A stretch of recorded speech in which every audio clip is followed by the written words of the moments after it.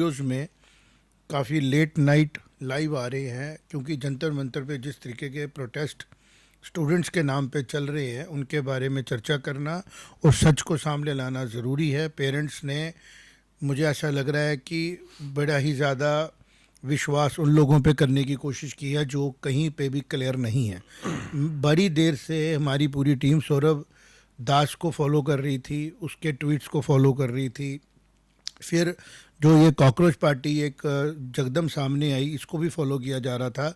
और अभी जिस तरीके की डेवलपमेंट हुई, उनके साथ जो लोग काम कर रहे थे, ये इतने रिस्पॉन्सिबल लोग नहीं हैं जिनके ऊपर पेरेंट्स लोग अपने बच्चे छोड़ के आ सकते हैं।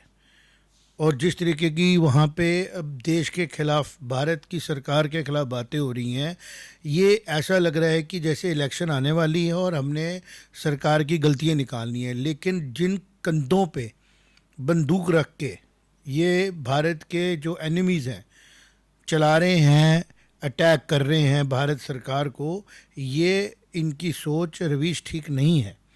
आप क्या कहते हो रवीश? क्या स्टूडेंट्स के कंधों पे इस तरीके से करना, और अंदर की जो हमें सामने जो पिक्चरें आ रही हैं आज की डेट में, एक चीज़ सबको समझनी है, टेक्नोलॉजी सब कुछ बताती है।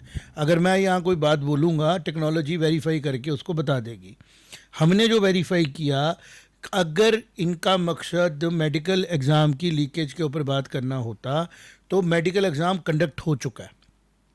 मेडिकल एग्ज़ाम दोबारा से नीट का कंडक्ट हो गया, रिज़ल्ट आ गया।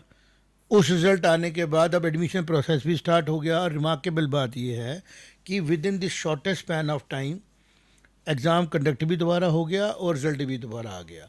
और इस बार ऐसी कोई लीकेज की बात नहीं आई है। एग्जामिनेशन का जो क्रेज़ क्रिएट किया गया है, जो उसका रिज़ल्ट है, चोरियाँ स्कैम कहाँ होते हैं? जब रिज़ल्ट है वो इतना हाइप्ड हो कि उसके लिए लोगों के मन में एक उत्साह पैदा हो, लालच पैदा हो। और वो लालच पैदा इसलिए किया जाता है कि उसके सर्विस प्रोवाइडर आ जाएं। तो जड़ में अगर हम जाएं अगर, तो पता लगता है कि एजुकेशन सिस्टम भारत का ठीक करने की ज़रूरत है। लेकिन ठीक करने के स्टेप्स जो कॉकरोच पार्टी बता रही है, जो उसके सिंपैथाइजर इकट्ठे होकर बता रहे हैं, वो हैं कि ये ठीक जो होने जा रहा है वो ठीक ना हो जाए कहीं पे।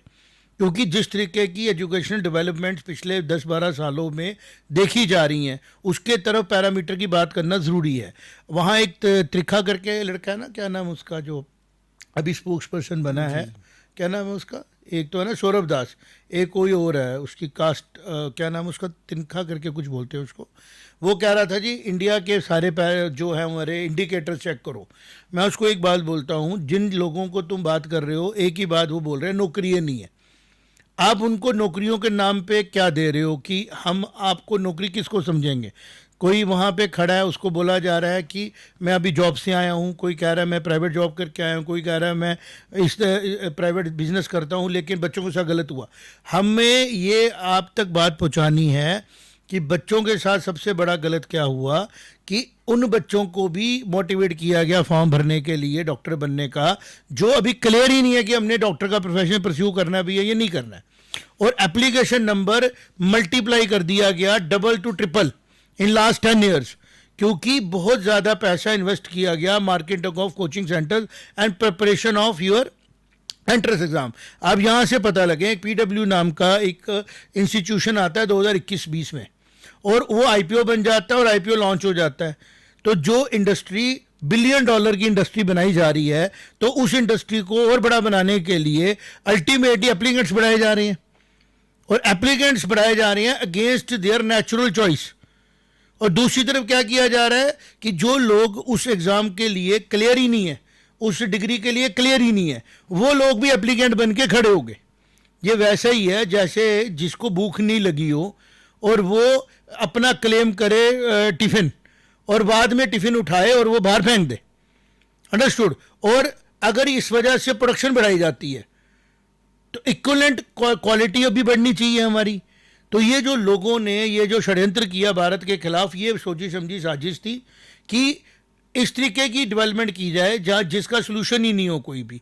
इसका सलूशन यही था कि भारत सरकार जिस तरीके से स्ट्रक्चर कर रही थी, इसमें एक चीज़ है जिसके ऊपर भारत सरकार ने अपने बाबूस की जो इनपुट ली, मैं इस पर एक चीज़ का इशारा देना चाहता हूँ रवीश, और मैं चाहूँगा कि अभी आधी रात पे अगर हम लाइव आए हैं तो उसका कोई फ़ायदा सिस्टम को हो। मैंने एक सुना था कि रिटायर्ड ब्यूरोक्रेट्स ने गवर्नमेंट ऑफ इंडिया को एक प्रपोजल दिया है कि हम एजुकेशन सिस्टम को सुधारने के लिए एनजीओज बनाते हैं, तो जो आप फंड्स इधर उधर डिस्ट्रीब्यूट कर मैं दे दूँ। अब जो एनटीएम देख रहे हैं ना सोसाइटी के तौर पे लाई गई है, मैं इसमें देखना चाहता हूं कि इसकी वर्किंग स्ट्रक्चरिंग क्या है और क्यों इसको एक स्ट्रक्चर ऑर्गेनाइजेशन की तरह नहीं लाया गया, ठीक। और दूसरा, एग्जामिनेशन सिस्टम को आइसोलेट क्यों किया जा रहा है, जबकि हमारे पास यूनिवर्सिटीज़ हैं, कॉलेजेस हैं, हमारे पास बोर्ड्स हैं, और वो सारे के सारे जो हैं वो एग्ज़ाम कंडक्ट करते हैं, उनके स्ट्रक्चर्स हैं बने हुए। अगर कोई एंट्रेंस आ रही थी तो वन एंट्रेंस वन विंडो बना के मेडिकल की, एमबीबीएस की तैयारी कराना, इसी के थ्रू आपके बीएमएस भी होती है, आयुर्वेदिक भी इसी के थ्रू होती है, और नर्सिंग भी इसी के थ्रू होती है। बड़े और तरीके हो सकते थे इसको ठीक करने के, जिसके ऊपर काम करके आगे बढ़ने की ज़रूरत थी, क्योंकि एजुकेशन सिस्टम को ठीक करने के लिए जो मार्वलस चीज़ आई वो आई NEP 2020। अब उसको आहिस्ता आहिस्ता इम्प्लीमेंट होना था, लेकिन इसके बीच में जो नंबर ऑफ एप्लीकेंट्स थे वो बहुत तेज़ी से बढ़ाए गए। मतलब जो बच्चा नीट का पेपर फॉर्म भर रहा है वो बच्चा 3-3 साल ड्रॉप करके भी नीट का फॉर्म भर रहा है, ठीक। अब उसका जो कंपटीशन लेवल है वो भी बढ़ रहा है। और ये एप्लीकेशन, अभी मेरे पास एक बच्चे आए थे, सर मैं ड्रॉप करके डॉक्टर बनना चाहता हूँ, हमें इसके ऊपर ये चर्चा करनी थी कि हमारे भारत में हमें वर्क फोर्स किस फील्ड में चाहिए, कहाँ पे अब्जॉर्ब होने हैं, और इन चीज़ों को सोचे समझे बगैर एक प्रोसेस को हाईलाइट करके जंतर मंतर पे ला के पत्थरबाजी करके पार्लियामेंट में चलो, सरकार जो है वो रिज़ाइन कर दे, बच्चों के साथ जुल्म हो रहा है, ये सारी बातें जो है ना ये अपेरेंटली नहीं है, ये क्लियर कट एक बड़ा षड्यंत्र है जिसकी तरफ भारत की जनता को लिया जा रहा है। लेकिन मैं अप्रिशिएट करूँगा, ऑन ग्राउंड भारत की जनता बहुत कम डिस्टर्ब हुई, ज़्यादातर वहाँ पे पॉलिटिकली मोटिवेटेड लोग इन्वॉल्व हो चुके हैं, कास्टिज़म की पॉलिटिक्स करने वाले लोग इन्वॉल्व हो चुके हैं। जैसे वो नारे वहाँ लगाए जा रहे हैं, जिस तरीके की धाराएं आज अवेलेबल हैं, जवाब नहीं दिया जा रहा ना, क्योंकि जो हमारे पास SC/ST एक्ट है, अगर कोई इंसान कोई भी बात बोले उसके बारे में उसके अगेंस्ट कंप्लेंट्स दर्ज की जा सकती हैं, तो वो कानून लाए गए हैं बाय इन्हीं सरकारों के द्वारा। लेकिन कहीं ना कहीं भी इसके बीच में एक बहुत बड़ा डिवीज़न समाज में करने की कोशिश की जा रही है, और उसका फ़ायदा उठा रहे हैं बाहर बैठे हुए लोग। जैसे मैं आज पार्लियामेंट में चर्चा देख रहा था अपोजिशन की तरफ से, उनकी चर्चाओं पे एजुकेशन सिस्टम के रिफॉर्म करने का कोई सोल्यूशन नहीं आ रहा है, क्योंकि उनको एजुकेशन सिस्टम के बारे में पता ही नहीं है। उनको ये नहीं पता है कि प्राइमरी, मिडिल और हाई और हायर एजुकेशन, टेक्निकल एजुकेशन का अपना इसका इंटीग्रेशन उनके सरकारों की तरफ से है ही नहीं। और लेकिन गलत क्या इसमें हुआ कि जो भारत की सरकार का जवाब आया कि बाकी जगहों पे भी होता है लीक, ऐसे होता है, आप एक जैसे रहो।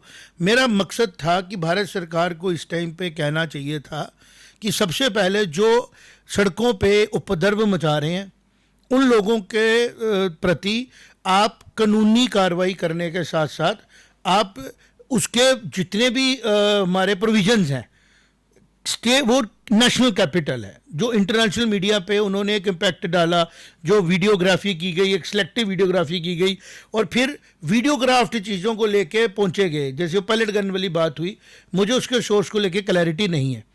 AI के ज़माने में किसी तरीके से भी आप कोई भी स्टेटमेंट कहीं से भी ला के यूज़ कर सकते हो टेक्नोलॉजी में, जब तक कि कोई ऑथेंटिकेट उसको ना करे, कोई डॉक्टर आके सामने ना बोले कि जो मैंने ऑपरेशंस कंडक्ट किए या मैंने ट्रीट किया, क्योंकि इतनी बड़ी भीड़ में किसने क्या यूज़ किया नोबडी कैन टेल। लेकिन मीडिया का सुन रहा है पूरे का पूरा, हम लोग जम्मू में बैठ के क्या सुन रहे हैं, ये सच जो है ना ये कौन क्लियर कर सकता है?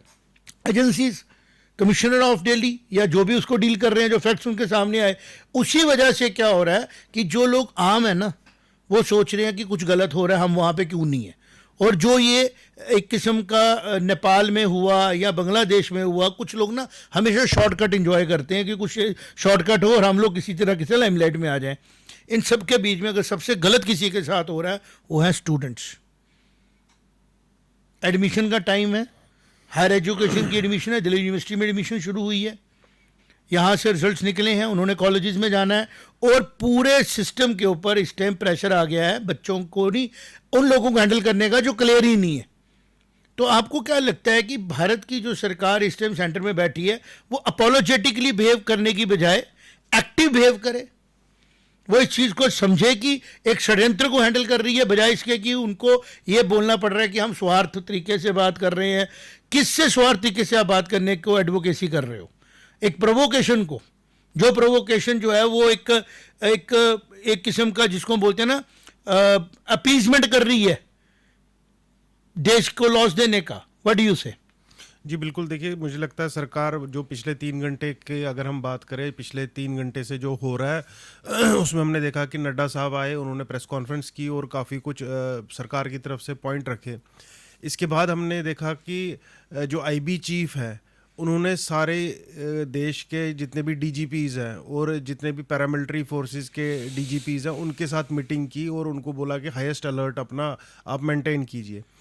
और उसी के 1 घंटे के बाद, अभी से 1 घंटा पहले खबर है कि वहाँ पर फिर से पत्थरबाजी हुई है, और जिस तरीके की वीडियोस हमारे पास पहुँची है उसमें देखने को मिल रहा है कि आरपीएफ जवानों को लाठियों से पीटा जा रहा है। अभी इस टाइम की बात करूं तो देखिए, मैं सबसे पहले मुझे अचरज ये होता है कि पहले जो उस बीट की डेमोग्राफी पे मैं नहीं आऊँगा, मैं पहले इसकी कोर चीज़ पे जाता हूँ कि एक आदमी एक ट्वीट करता है और कैसे लोग हैं कि जो एक ट्वीट पे किसी को अपना आइडल या लीडर मान रहे हैं। और एक सबसे पहला पॉइंट ये है, क्या कांग्रेस जनता पार्टी रजिस्टर्ड हो चुकी है? जिसको जी नहीं, जिसको बीजेपी जैसी पार्टी कह रही है पकड़ कांग्रेस पार्टी से बात करेंगे।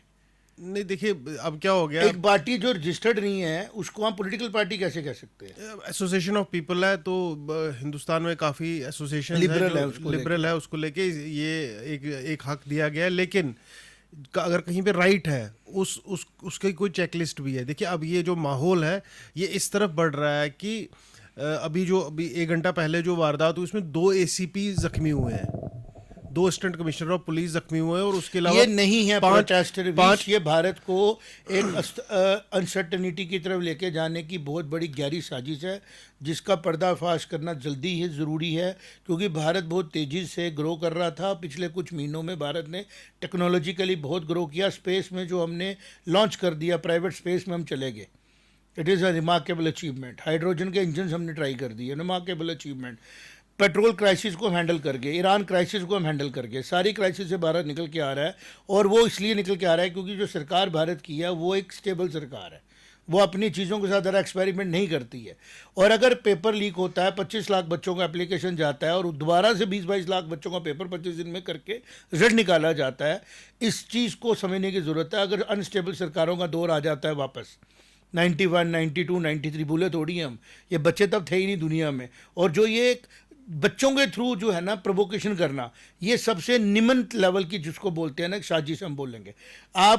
हम भारत उस सभ्यता को बिलोंग करते हैं जहाँ पे जंग में बच्चे और लेडीज़ को इन्वॉल्व नहीं करते थे, शाम को जंग नहीं लड़ते थे, उसके भी रूल होते थे। ये जो लेवल ऑफ जंग है ना, ये कहीं वेस्ट से आया लगता है, और इसमें जो लोग इन्वॉल्व हैं इनको डिटरेंस की ज़रूरत है, क्योंकि इनकी मंशा बच्चों को सपोर्ट करने की नहीं है, और ना ही बच्चों के लिए बैठे थे।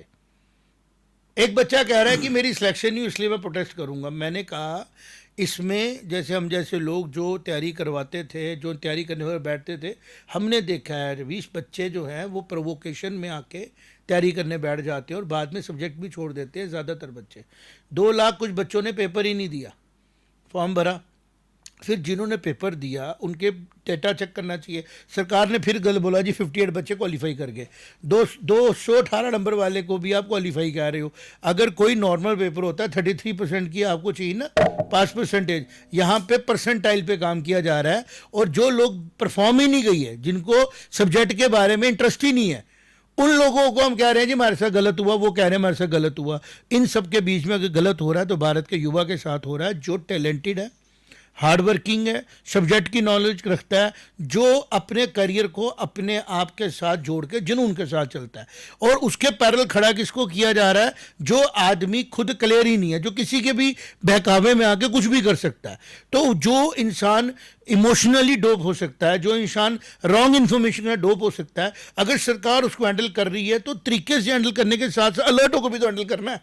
कहीं ना कहीं मुझे लग रहा है कि सरकार थोड़ी रस्सी लंबी छोड़ बैठी, और अब वो रस्सी जो है लंबी छोड़ने के बाद सौरभ दास जैसे लोग जो हैं, जो शर्जिल इमाम को सपोर्ट करने वाले लोग, जो एक सभ्यता के अगेंस्ट बात करने वाले लोग, जो भारत को अंग्रेजों के चश्मे से देखने वाले लोग, उनको हम किस तरीके से टॉलरेट करेंगे? मुझे डर इस बात का है कि आज जो जनता घर में बैठी है, जो नेशन को प्यार करती है, जिसके अंदर विजडम है, जिसके अंदर क्लैरिटी है, उनकी पेशेंस भी ये लोग टेस्ट कर रहे हैं।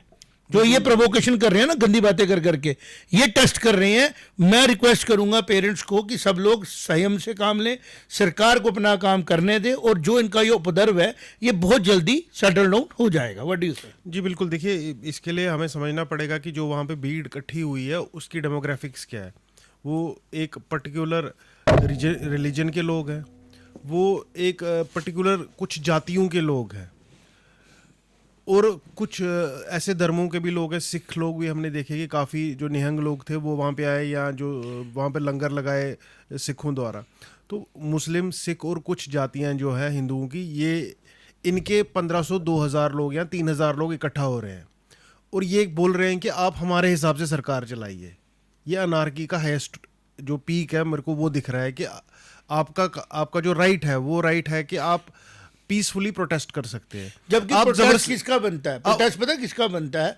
जो हताहत हुआ है, जो हताहत हुआ है। मैं बताता हूँ, जो बंदा पेपर देने गया 720 में से नंबर आए 500, तब भी उसको सीट नहीं मिलेगी, और 218 को मिलेगी, 218 वाले को सीट मिलेगी। बिल्कुल। तो हक तो इन्फ्रिंज हुआ किसका?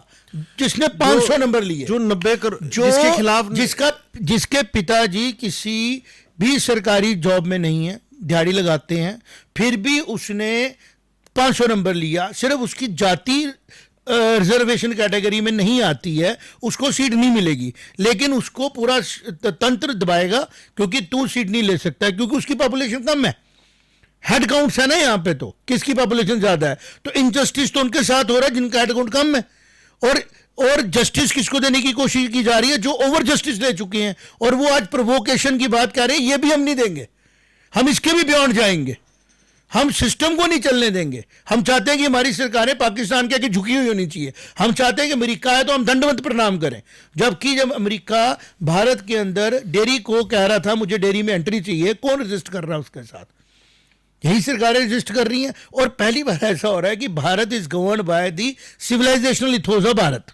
पहली बार तो भारत सामने आया। अभी तक तो भारत कॉपीड कॉन्स्टिट्यूशन से चला जा रहा है, जिसकी ये बात कर रहे हैं। पहली बार हम स्वतंत्र हुए, अपने तंत्र की बात शुरू हुई। पहली बार तो पार्लियामेंट में भारत की बात हो रही है, अपनी बिल्डिंगें बन रही हैं, अपनी न्याय संहिता बन रही है। ये चीजें देखने की बजाय अपोलोजेटिक होके हम लोग, ये टाइम है भारत सरकार को थोड़ा अग्रेसिव पोजीशन भी लेना पड़ेगा। फिर चाहे वो किसी के भी अगेंस्ट हो, देश के हित में होना चाहिए।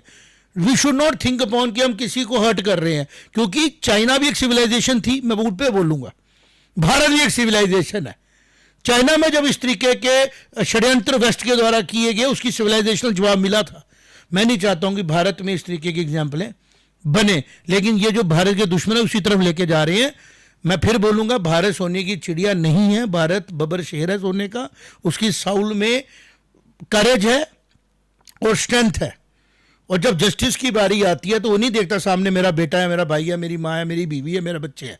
वो न्याय की बात करेगा। तो अभी न्याय जो है ना, वो उन लोगों के पक्ष में जो घरों में बैठे हैं, और ये जो सड़कों पे आए हैं, ये जिसको बोलते हैं ना एक मेला देखने वाली भीड़ है। इसको अपने अपने घर पे चले जाना चाहिए, और इनके पेरेंट्स को उनको वापस बुलाना चाहिए, क्योंकि इतना ज़्यादा पेशेंस आम जनता का टेस्ट करना ठीक नहीं है। क्या बोलते हैं? जी बिल्कुल, देखिए ये जो 90 करोड़ देश की जनता है जो देश से प्रेम करती है, ये वो भी उसमें हिंदू भी हैं, सिख भी हैं, सारे लोग हैं, सारी जातियों के लोग हैं, उसमें रिटायर्ड हैं, सब हैं, जो घरों में बैठे हैं, जो कह रहे हैं कि यार मुझे समझ नहीं आ रहा तुम्हारा प्रोटेस्ट का मकसद अगर एजुकेशन है तो एजुकेशन सोल्यूशन निकलेगा।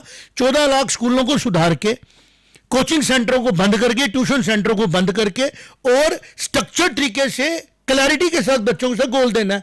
मैं एक छोटी सी एग्जांपल देता हूं, अगर कोई बच्चा इस एग्जाम के टाइम पे तैयार नहीं है लेकिन वो डॉक्टर बनना चाहता है तो उसकी जर्नी लंबी कर देते हैं। भैया एक काम करो, तुम एट प्रेजेंट तुम्हारी जितनी सोच समझ है तुम पैरामेडिकल में एंटर कर लो, 2-3 साल पैरामेडिकल का करो, फिर स्टेप अप करते करते by your learning and experience अगले तुम 5-6 सालों में क्लेम कर सकते हो कि भाई मैं अब बाय एक्सपीरियंस गेन कर चुका हूं, मेरा एक माइनर एग्जाम डिपार्टमेंटल लिया जाए और मुझे लेटरल एंट्री के तहत डॉक्टर बनने का मौका मिले, बजाय इसके कि एक ही एग्जाम 3 घंटे का उसको दिया जाए। ये तो छोटी सी मैंने डिस्कशन की बात की, ये बातें पत्थर मार के होंगी, ये बातें डिबेट डिस्कशन से होंगी। मेरा कहना है इन चीजों पे मंथन होता है, बातें होती है और आम सहमति बनती है। यस, इसमें कोई हिटलर वाले अंदाज में आप ये नहीं कह सकते कि हम पत्थर मारेंगे। आप अभी जिस तरह सौरभ दास बोल रहा था, और सबसे बड़ी बात रवीश, मेरे साथ तू भी सहमत होगा, मैं तुझे टाइम कम दे रहा हूं बोलने का क्योंकि काफी काम है, तू भी आउट सेशन से आया है। रवीश, पुलिस को जिस तरीके से डिमोटिवेट और डिमोरलाइज किया जा रहा है इन सोशल मीडिया, ये ठीक नहीं ना है। देखिए ये भी प्लान्ड है।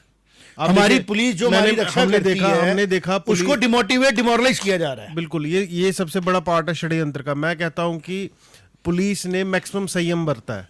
आप देखिए पैरामिलिट्री फोर्सेस ने जब फोर्सेस के लोग खतरे में आए, जब उनको जान का खतरा हुआ, तभी जाके लाठीचार्ज शुरू हुआ। हमने वो वीडियोस देखी पूरी जो कि एक अभिजीत दीप के जब प्रोटेस्ट बोल रहे थे, एक वारदात तो उसी टाइम होती है कि वो बोल रहे हैं और उनके सामने ही एक आरएएफ के जवान होते हैं, उनको घेरा जाता है, मारने की मतलब उनको दबोचने की कोशिश की जाती है, और एक सिख नौजवान जवान जो है आरएएफ के, वो आके लाठीचार्ज शुरू करते हैं। तो अभी भी अगर आप देखेंगे आज के वीडियो जो है उसमें तो लाठियां मारी गई आरएएफ को और आरएएफ ने रिएक्ट नहीं किया। तो मेरा कहना यह है कि सरकार ने बहुत संयम बरता है, लेकिन अगले जो 24 से 48 घंटे हैं इस आंदोलन के थोड़े से क्रिटिकल है। मुझे लग रहा है सरकार भी इसको ध्यान में दे रही है, क्योंकि हम चाहते नहीं है कि कोई वायलेंस हो या कोई ऐसी कोई अप्रिय घटना हो जिससे कि देश का माहौल खराब हो जाए या कुछ खराब होने का चांस हो। लेकिन मुझे लगता है कि जो लोग अब ये हाईजैक हो चुका है ये सारा प्रोटेस्ट, मीडिया हाउसेस भी जो थे ना, वो भी जो हमारे रजिस्टर्ड मीडिया हाउसेज है ना, लगभग वो रिस्पॉन्सिबिलिटी के साथ बिहेव किया जा रहा है।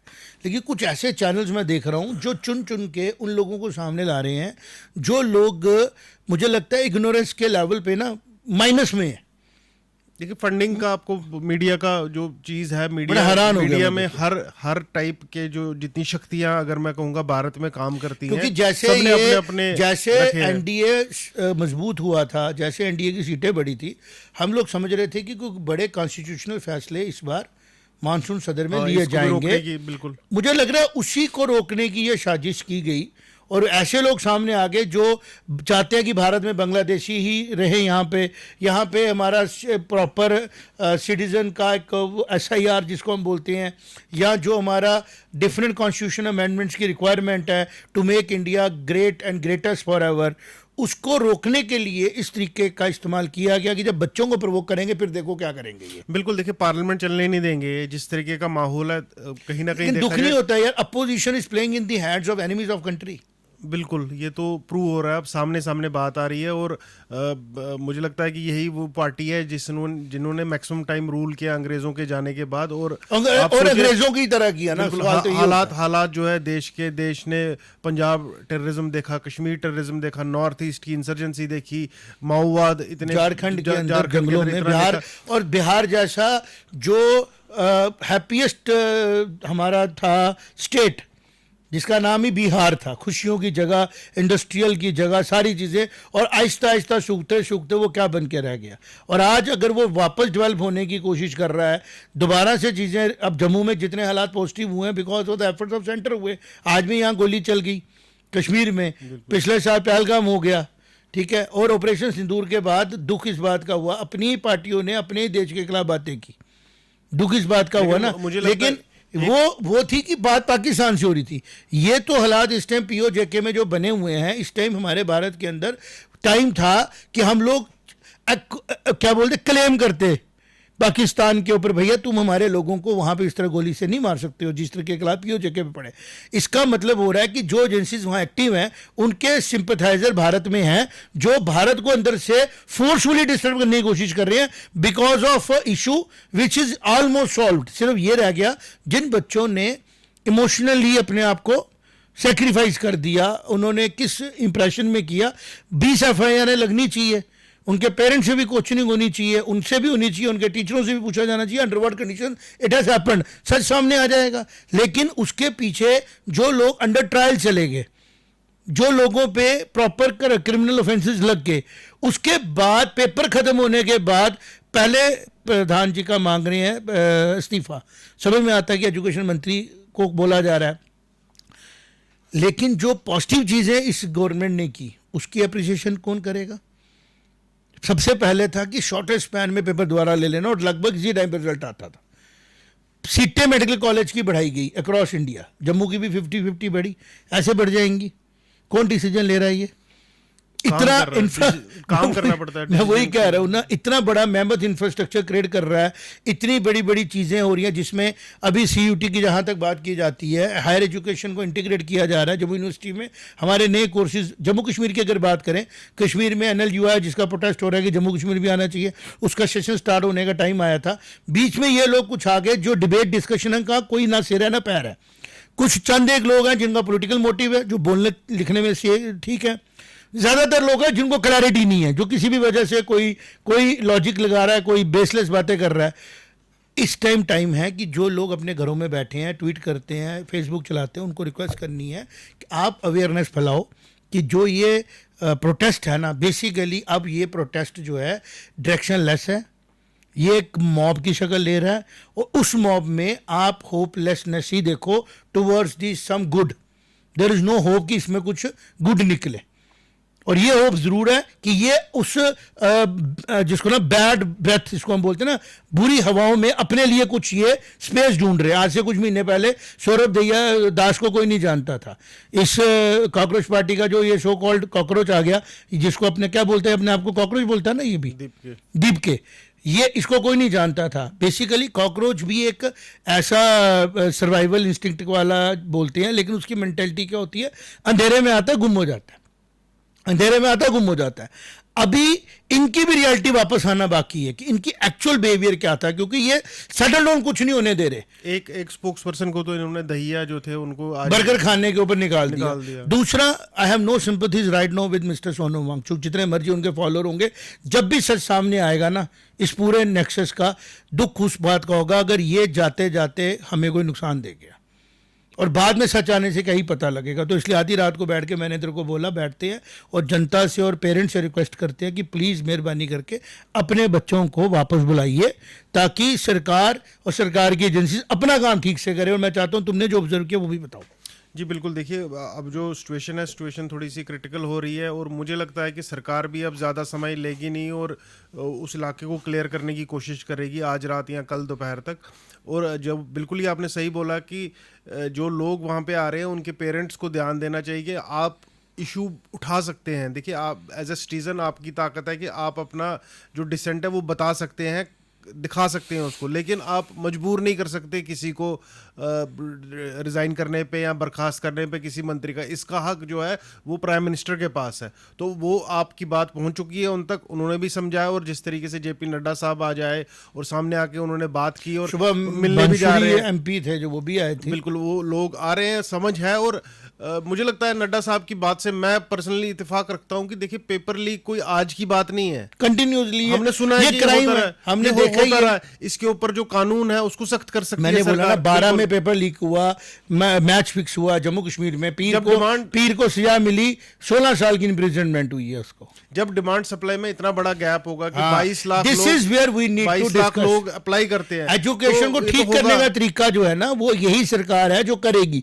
उसको सजेशंस चाहिए, NEP में उसकी झलक भी दिखती है, NEP में उसकी झलक भी दिखती है कि कंटिन्यूअस एक इवैल्यूएशन का प्रोग्राम रहेगा और लेटरल। और राजवाल जो एक और मैं बोलूंगा जिसके बारे में कोई बोल नहीं रहा, क्योंकि मैंने देखा ये किसके खिलाफ बात हो रही है, BJP के खिलाफ, जबकि पूरा प्रोसेस किसके कंट्रोल में है, एक NGO के कंट्रोल में है। उसमें कौन लोग इन्वॉल्व हैं, कितने ब्यूरोक्रेट्स इन्वॉल्व हैं। ऐसा लग रहा है कि एक लॉबी बनी है, एक जिनको बेनिफिट्स मिल रहे हैं बिकॉज ऑफ एनी रीजन, एक जो प्रैक्टिकली सिक्योर है जिनकी जॉब्स वो, और जो लोग इनसिक्योर हैं जिनको बेनिफिट नहीं मिल रहा है उनको कह रहे हैं आप गलत है। मतलब मेरी थाली में रोटी भी ज़्यादा है, मेरी थाली में रिजर्वेशन की रोटियां भी ज़्यादा हैं, मेरे को कम मेहनत करके रिजल्ट भी ज़्यादा है, लेकिन मैं हक भी किसका खा रहा हूं, जो मेरे अपने साथी हैं जिनको हैव नॉट्स हैं, just because I am born in a family. अभी इनकी तरफ से आना चाहिए था कि आप सिर्फ रिजर्वेशन रखिए जो लोग आज की डेट में अफोर्ड नहीं कर पा रहे हैं अर्बन स्टडीज। उल्टा हो रहा है, जो लोग अर्बन स्टडी अफोर्ड कर रहे पा रहे हैं just because they are born in a family where reservation is by birth, वो आज भी बेनिफिट ले रहे हैं, उसके खिलाफ कोई नहीं बोल रहा क्योंकि वोट पॉलिटिक्स खराब होती है। और इनको अगर डर लगता है कि वो होने वाला है तो ये आ जाते हैं अपने एजेंडे लेके। तो मेरा ये कहना है कि अगर हम देश को प्यार नहीं करते तो ऐसे सपोर्ट में जाएं, और अगर देश को प्यार करते हैं तो ऐसी सपोर्ट के पास भी नहीं जाना। बिल्कुल, देखिए बिल्कुल जो वहाँ पे जिस तरीके की भीड़ जुटी है उससे प्रूव तो हो गया है कि कैसी भीड़ जुट रही है और देश के खिलाफ या एक पर्टिकुलर धर्म के खिलाफ कितनी ज़्यादा बातें की जा रही है। और ये एक पेशेंस का टेस्ट है मेजॉरिटी, इस देश की मेजॉरिटी के लिए, सरकार के लिए। और मुझे लगता है कि जो पेशेंस है इनका बहुत जल्दी से वेन आउट हो रहा है।